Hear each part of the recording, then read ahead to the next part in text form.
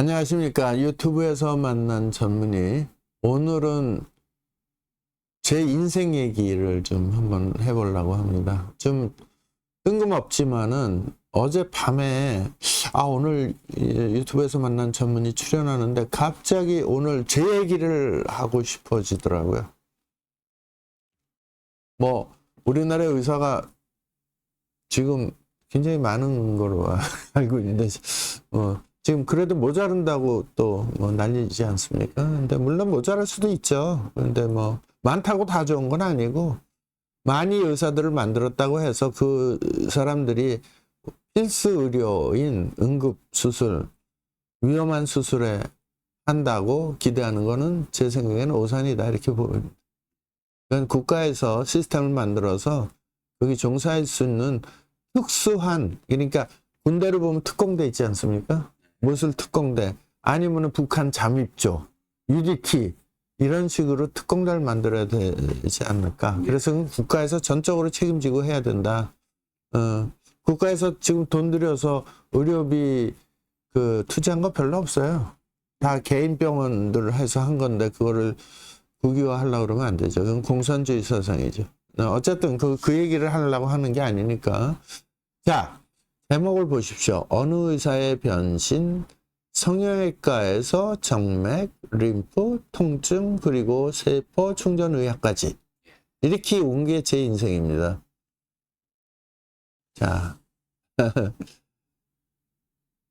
성형외과에서는 뭐라 그러냐면 맨 왼쪽에 보면 돈키호테 그림이 있어요. 돈키호테. 망상을 따라서 말 타고 막 가는 겁니다. 그 밑에는 펭귄이, 주위에 동료들은 많이 있는데 물음표 다 써놨어. 근데 혼자서 막 뛰어내려. 제가 저기 가서 살 수 있을까? 제가 이제 돈키호테, 별명이 이제 성형외과 전문의 중엔 돈키호테. 또 퍼스트 펭귄이라고는 잘 얘기를 안 하고 어쨌든 돈키호테 얘기는 많이 들었어요. 우리 선배님은 돈키호테 같아요. 그렇지. 뭐 그렇지. 왜냐하면 돈 잘 버는 성형외과 안 하고 이상한 거 하고 그러니까 그런 거 아니에요. 그렇지. 그래서 이제 제가 성형외과 전문인데 미용 성형을 해서 뭐 제가 그때 꽤 많이 했는데 쌍꺼풀도 하고 코도 하고 유방 수술도 하고 지방 흡입도 하고 그 당시에 제가 개업한 게 93년이거든요. 1993년. 그때 성형외과 전문의 몇 명 없었어요. 네. 그러니까 환자들 많이 오시고 결과도 괜찮았어요. 근데 갑자기 하지정맥에 필이 꽂혀갖고 그래서 하지정맥류를 이제 독일의 에드와르스 크랑켄하우스라고 거기 가서 이제 배우게 되고 그 다음에 이제 하지정맥류를 국내에서 1995년도부터 최초로 하게 돼요. 그리고 다음에 이제 림프 부종 뭐 이렇게 이제 하게 됩니다. 그래서 다음 슬라이드. 질문으로 시작합니다. 질문 하나 드리고 싶은데요. 의사는 평생 같은 일을 해야 될까요? 보통은 그렇죠. 대부분의 사람들은 이렇게 생각합니다. 전문의가 되면 그게 그렇죠. 난 내과 전문의가 됐으니까 나 죽을 때까지 그 학교에서 배운 거, 교수님한테 배운 거 갖고 그거 울고 먹다가 그걸로 끝이야. 그리고 난 딴 거에 더 즐겁게 살 거야. 이미 완성된 길을 가는 것이기 때문에 더 이상 개발할 것도 없어. 보통 전문의들의 생각의 95% 이렇습니다. 지금도 그렇습니다. 난 이제 내가 딸 수 있는 자격증은 다 땄어. 그렇게 생각하고 안주하죠. 왜냐하면 새로운 걸 한다는 건 굉장히 어렵고 무섭고 위험하고 리스크가 큰 거거든요. 근데 내 인생은 정반대였어요. 한 번도 같은 의사로 머물러 있었던 적이 없어요. 제 기억상에 계속 변화주고 바꾸고 변화주고. 그래서 오늘 저는 성형외과 전문의였던 한 사람이 왜 정맥류 의사가 됐고 또 왜 아무도 가지 않는, 아무도 건드리지 않는 림프 부종을 파고들었으며 왜 또 전기, 세포까지 또 오게 됐는지. 그 마징가 제트 변신 로봇 이 얘기를 한번 잠깐 간단히 들려드리고 싶습니다. 첫 번째, 정체성. 제가 이제 보통 이제 수련 기간이 외과 계열은 인턴 1년, 레지던트 4년.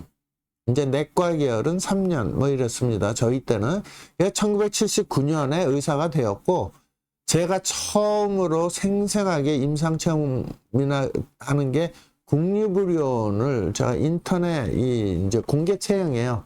그때 18대 1이었어요. 제 경쟁률인데 제가 엄청나게 운이 좋은 사람입니다. 그래서 이제 성형외과 인턴으로 합격을 합니다. 그리고 이제 거기서 제 하루는 단순해서 위에 레지던트 선배들이 시키는 거 하면 돼. 아침부터 밤까지 수술, 뭐 해, 뭐 이제 뭐 무슨 구계열이라고 언청이가 있어요. 언청이가 이제 우리 국립의료원 성형외과에서 국가 사업으로 해서 대한민국에서 제일 많이 한 병원이 언청이가 국가 메디컬 센터입니다. 네, 국립의료원이 메디컬 센터라고 그러거든요.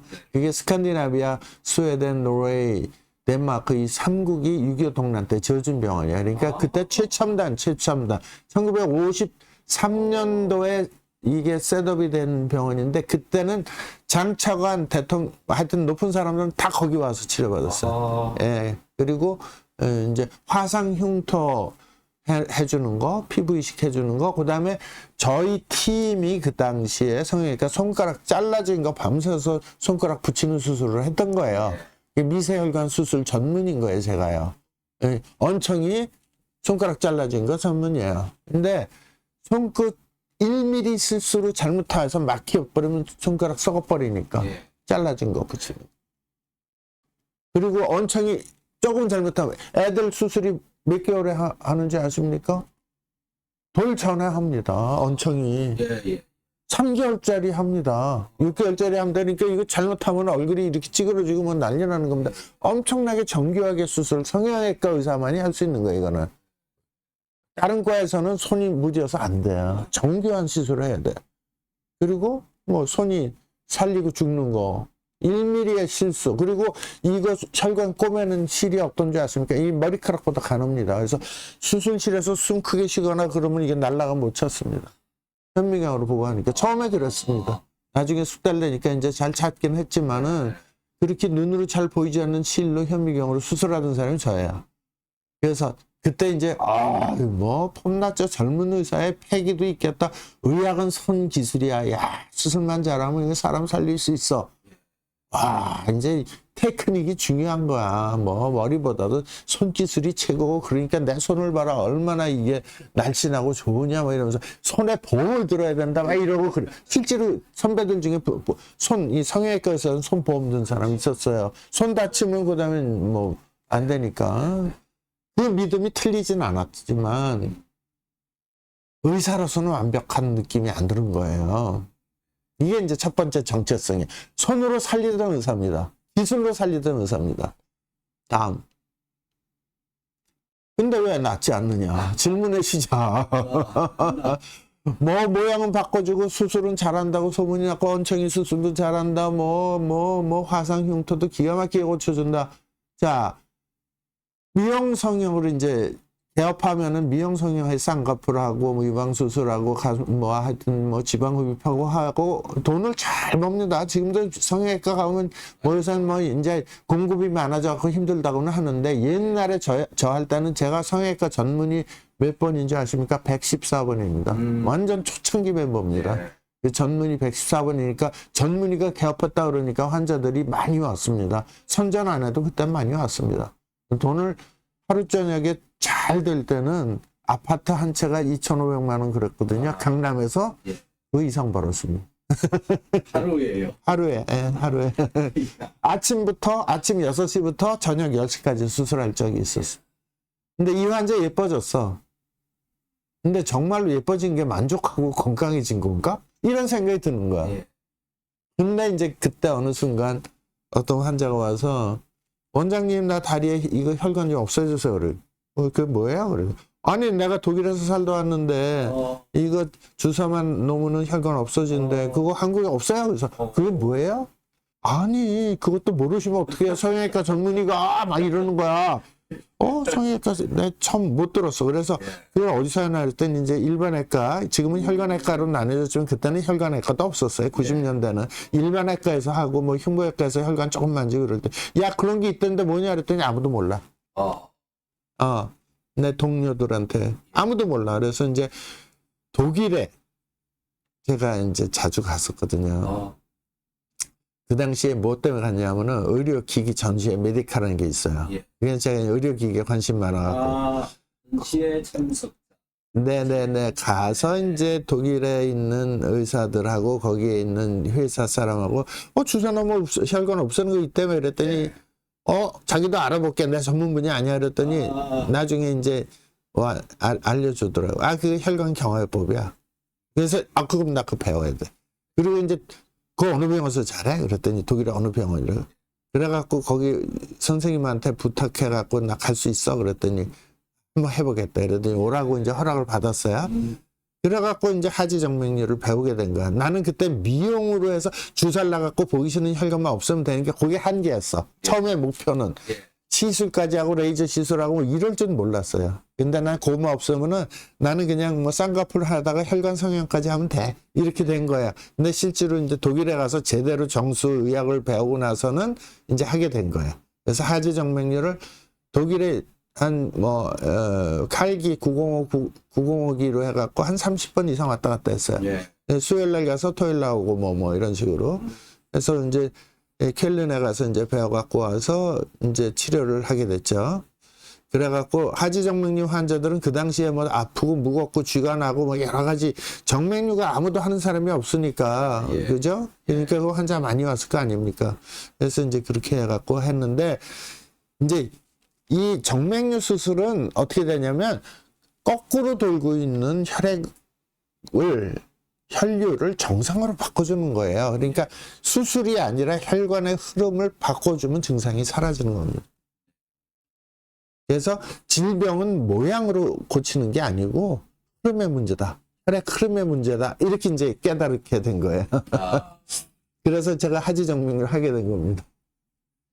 그러니까 잘 흘러가야 된다. 네, 혈액순환이 최고인데 거꾸로 흐르는 거. 진짜 고속도로에서 역방하는 차가 있으면 저 미친놈 아니야? 이렇게 그렇게 되는 거 아니에요?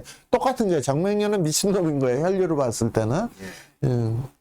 다음 슬라이드. 이제 변신을 해요. 두 번째 변신. 자. 미용 성형 중심에서 벗어나서 국내 최초로 하지정맥류 개원거사 1호 병원을 스타트를 합니다. 그것도 주변에서 막 말려서 너 미쳤니? 요건 이제 개원 따로 하신. 아니요, 따로 한 게 아니고 93년도에 미용 성형외과를 하면서 그때 그래도 그 제 병원이 개업했을 때 병원이 작은 병원이 아니었어요. 성형외과 중에서. 그래서 정맥류를 스타트를 한 거예요. 정상적으로. 독일을 갔다 와서. 주변에서 말렸어요.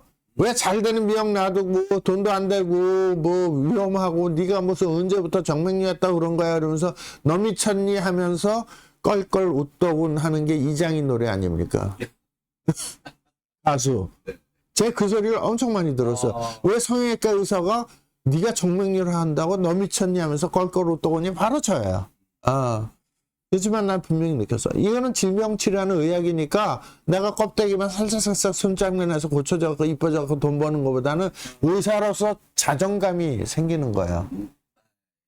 의사로서 자존감.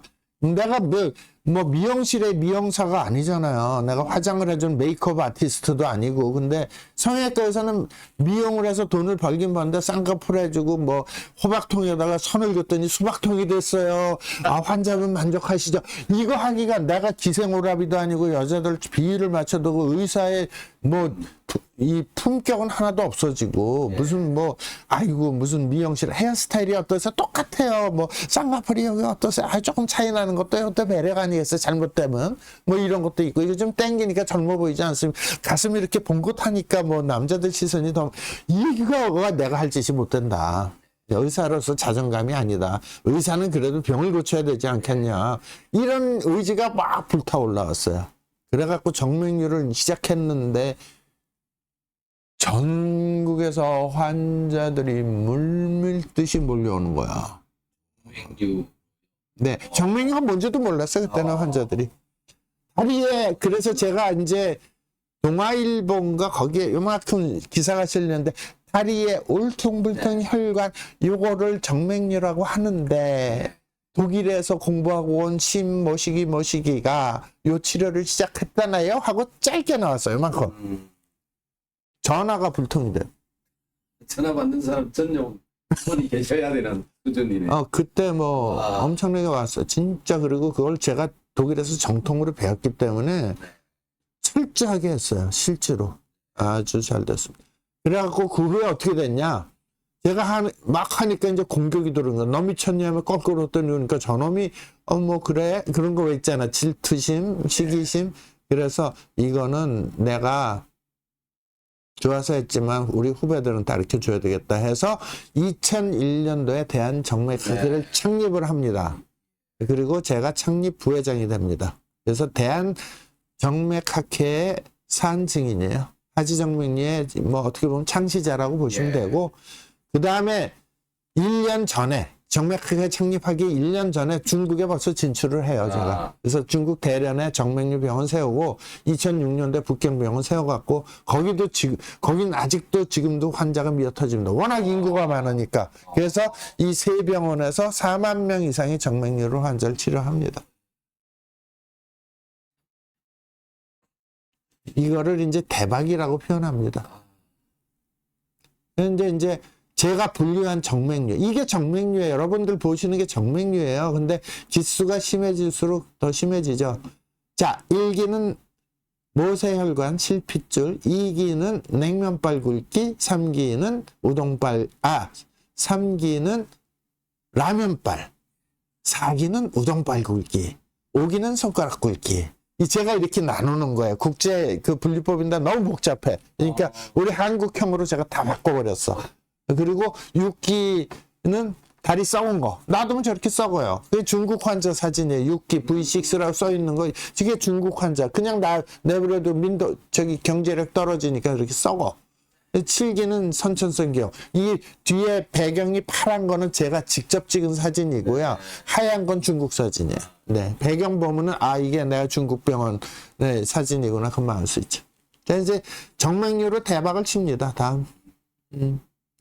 그 다음에 이제 질문이 또 생겨.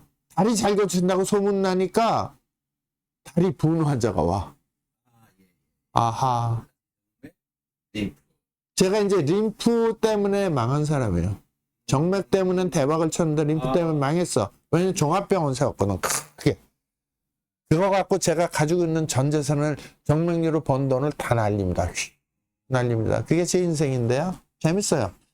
정맥담에 맞힌 게 림프 부종이네. 림프 부종은 수술해도 약을 먹어도 압박을 해도 완전히 좋아지는 병은 아니에요. 현대 오늘 지금 현재 상태에서도 완치법 없습니다.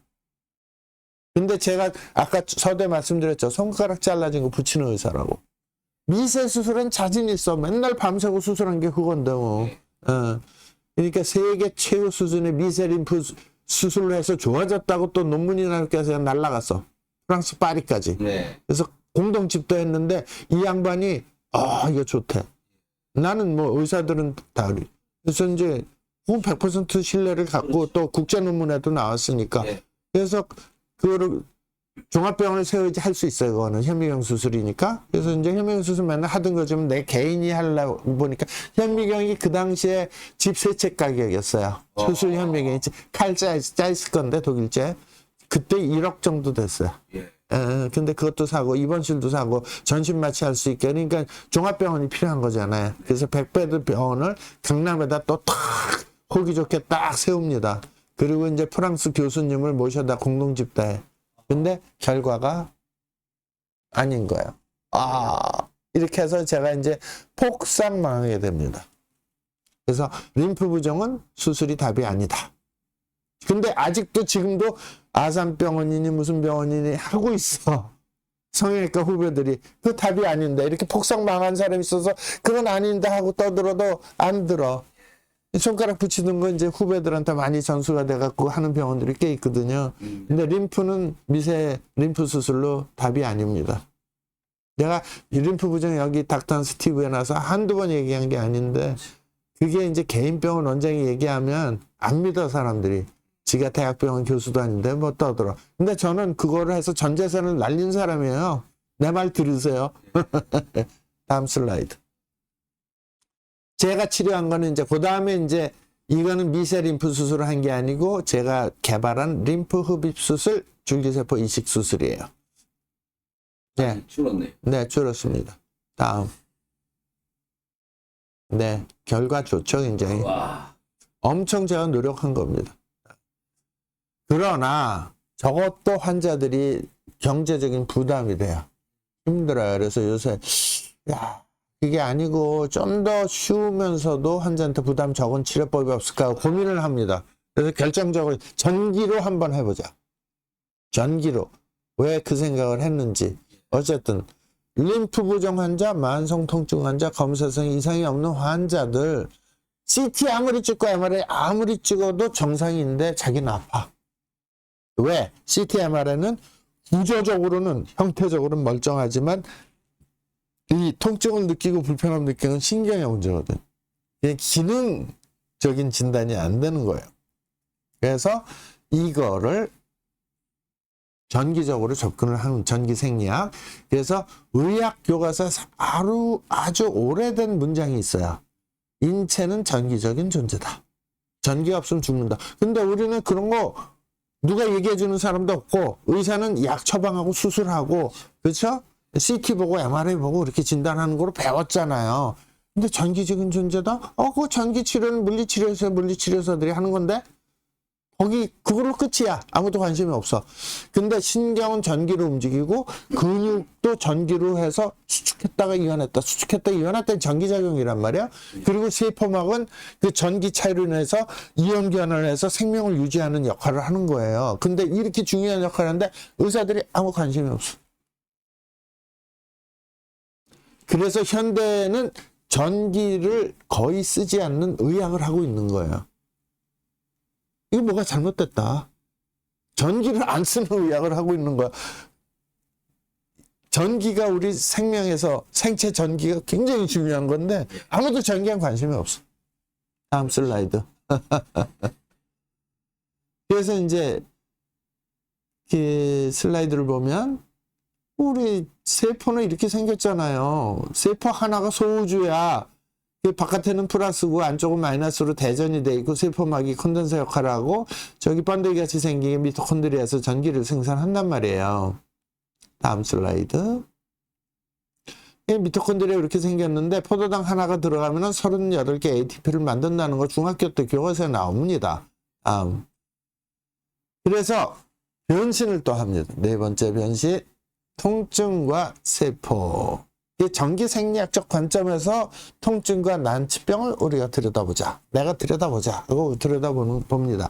그래서 정리된 것이 지금 현재 제가 말씀드린 LQ요법이에요. 초창기는 이름이 호화탄다 너무 어려워 이름이. 그래서 LQ요로 바꿨어요. LQ요라는 게 뭐냐면 일렉트릭 큐어, 전기 치료를 약자로 해서 상품명으로 만든 것이 그리고 치료명으로 만든 것이 LQ요입니다. 치료 핵심은 뭐냐? 약 안 써요. 네. 쓸데없는 약, 특히 진통제 그리고 뼈주사 스테로이드 약으로 우리의 세포를 억누르고 압박을 하지 않아. 이 약이라는 걸 압박시키는 거예요. 못 살게 굴고 그 모든 약은 블럭이에요. 모든 약은 소통을 못하게 차단을 시키는 겁니다. 예. 대부분의 약은 항생제 항이에요. 항 싸우는 거야. 항생제 항히스타민제 히스타민하고 또 싸우는 거야. 항암제 암하고 싸우는 거예요. 또 뭐 여러 가지 소염제 뭐 이런 게 싸우는 건데 아니다. 약은 모든 약은 독이다. 그건 제가 얘기한 것도 아니야. 뭐 양리학 주임 교수께서 얘기한 거고 그 다음에 수술하지 않아. 그 다음에 세포를 수술하지 않고 약도 안 쓰면서 좋게 할 수 있는 방법은 전기밖에 없다. 그래서 저는 어떻게 표현했냐면 치료가 아니라 충전이다. 그래서 제가 쓴 책 어디 있나요? 책이요. 책 한번 보여주세요. 제가 쓴 책이 제목이 너무 재밌지 않습니까? 이거 어떻게 하면 나오나? 이렇게 하면 나오나? 이렇게 네. 어떻게 이렇게 어디? 제가 쓴 책이 이거예요. 여기 세포 충전 건강법. 이게 지금 3쇄예요 벌써. 예. 이제 거의 다 떨어져서 이제 4판 또 찍어야 돼. 이게 한때 베스트셀러 됐었어요. 예, 우리나라에서. 세포 충전으로 건강을 지키자는 거예요. 병 걸리기 전에 치료가 아니라 충전이다. 이제 다음 슬라이드. 자, 이거 보세요. 이게 기가 막히죠, 이게.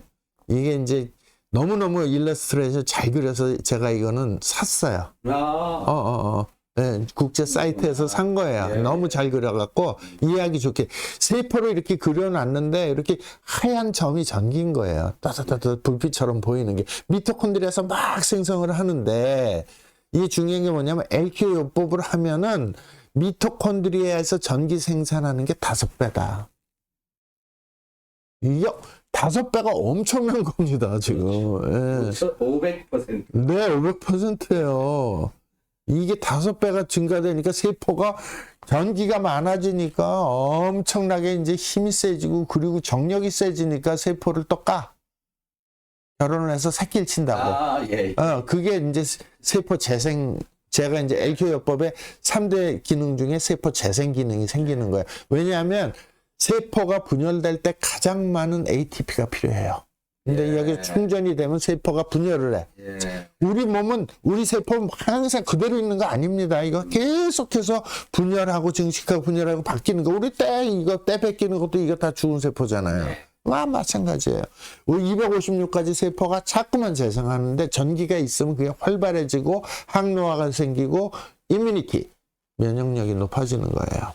그래서 전기가 그만큼 중요한 거다. 전기가 아주 뭐 굉장히 이 생명 유지하는데 가장 중요한 것이고 그게 모자란 병이 생기는 거다. 통증이 생기는 거다. 이게 제 이론이. 과학 이렇게 충전시켜주면 어떻게 되느냐? 전기차 전기 없으면은 뭐 아무리 뭐 좋은 전기차라도 소용없잖아요. 그럼 우리 몸도 마찬가지예요. 자, 꽂아버려 그냥 갖다가. 제가 이제 여러 사람 만날 때 제가 무슨 기계를 뭐 어쩌고 그래 그러면 이거는요 이렇게 해서 콧구멍에다 이렇게 딱 대고 이거 충전시켜주는 인체 충전시켜주는 세포 충전기입니다. 그럼 막 웃어. 다음 슬라이드. 자. 의사가 근데 직접 기계를 만들어. 또 미쳤다고 또 소리 듣습니다. 너 미쳤니 하면서 껄껄 웃더군. 그거는 이제 첫 번째 정맥류 할 때. 두 번째 림프 부정할 때도 너 미쳤니 하면서 또. 근데 요번에 기계 만든다고 회사 차렸어. 너 미쳤니 하면서 또 껄껄 웃는 거야. 그래서 많은 분들이 그거 남이 만드는 거 갖다 쓰시면 되지. 의사가 왜 직접 기계를 만드시고 그러세요. 이렇게 얘기하는 사람 되게 많아요. 근데 내가 원하고 환자한테 딱 가장 맞게 이걸 조율을 하려고 처음에는 좀 그랬는데 엔지니어가 받쳐주질 않아. 그래서 그러면 내가 나랑 진짜 실력 좋은 엔지니어하고 다시 해서 만들어야 되겠다 해갖고 이제 리젠테크 주식회사를 설립을 하고요. 거기에서 내 구미에 맞게 하고 그리고 만들었다고 그냥 쓰면 안 돼. 식약처가 다 받아야 되니까 그거 다 하고 있어요. 그래서 고전한 미세전류, 쉽게 얘기하면 생체 전류와 유사한 거를 세포를 자극하되 손상시키지 않는 그러한 LQO 1000이 탄생이 된 거고 이 장비는 뭐 그냥 단순한 전자적인 기술이 아니고 제 의사 인생의 결정체라고 보시면 돼요. 제가 엄청나게 피와 땀과 노력과 또 이런 부단한 그런 거로 해서 탄생한 내 자식과 같은 그런 치료기기다 이렇게 보시면 됩니다. 네.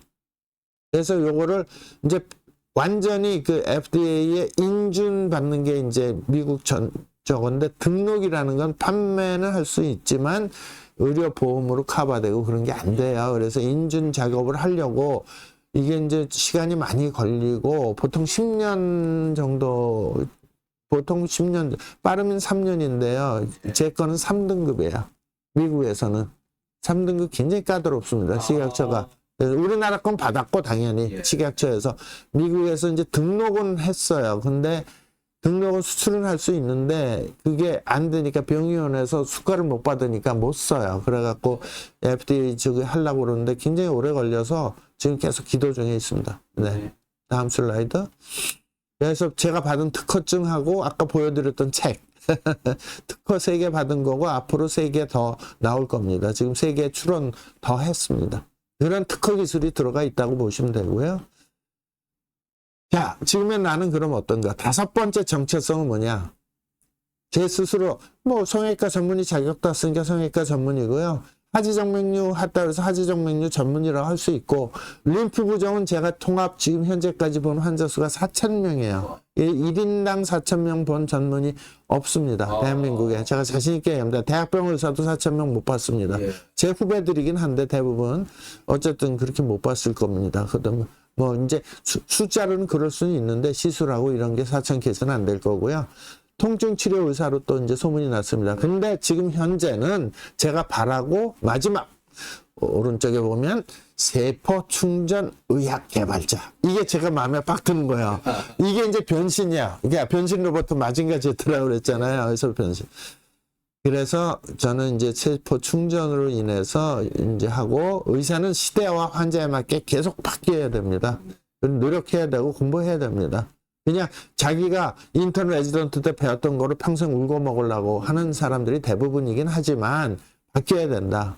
물론 경험은 축적되겠지만 그 한계를 못 벗어나니까 보수적인 집단이 되는 겁니다. 그래서 제가 이제 계속 얘기하는 거는 뭐냐 하면, 세포를 차징한다. 세포 충전 개념인 게 뭐냐 하면, 이게 산화와 환원 개념인데, 이 LQO는 세포에 전자를 넣어줌으로써 환원작용을 해갖고 이 세포를 건강하게 만들어주는 세포 충전 개념이 산화 환원 개념으로 전자를 집어넣어주는 치료다. 이렇게 이해를 하시면 되겠습니다. 이게 깊이 들어가면 복잡하니까. 예.